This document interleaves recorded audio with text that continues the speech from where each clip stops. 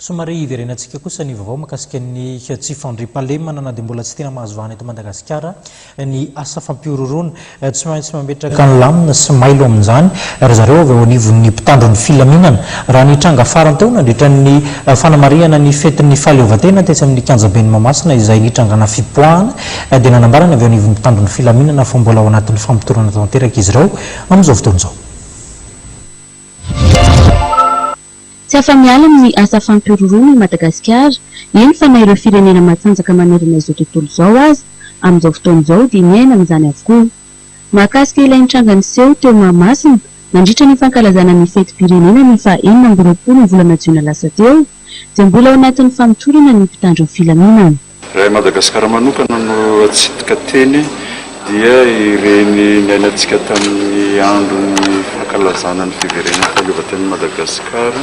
tamin'ny andro ny 9 Jiona reny ny ataoko hoe tranga isan'ny mafy ny azon'ny firenentsika.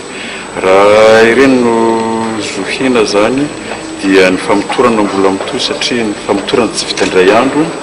ary manao ny asa ny mpanao famitorana izay miara-miasa ny polisy pirenena sy ny gendarmerie pirenena ny teknisiany mikasika ny vanjako mifanampy amin'ny zareo dia io mandrasantsika ny valiny amin'ny ankapobeny zany dia tsy natao ambanin-javatra tsony ny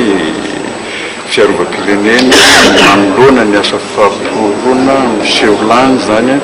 eran'izao tontolo izao dia mifanampytsika amin'ny firenena izay afaka manampy antsika amin'izany ny firenena frantsay manampy antsika ny amerikanina dia afaka miara-miasa zany tsika amin'ny firenena rehetra hoentina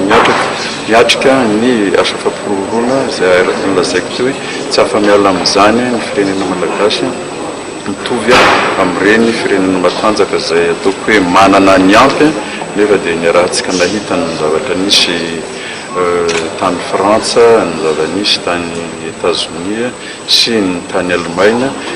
Tsy atao ambanin-javatra araka izany ny fiarovana ny firenena manoloana ny asa fampiorona na eo amin'ny fiarovana ny sistany izany amin'ireo olona mifindra monina tsy nahazo alalana na eo amin'ny fiarovana eny amin'ny seranam-piaramanidina. Manampy ny Madagasikara ny Frantsay, ny Amerikanina ahafahana miatrika amin'ny asa fampiorona.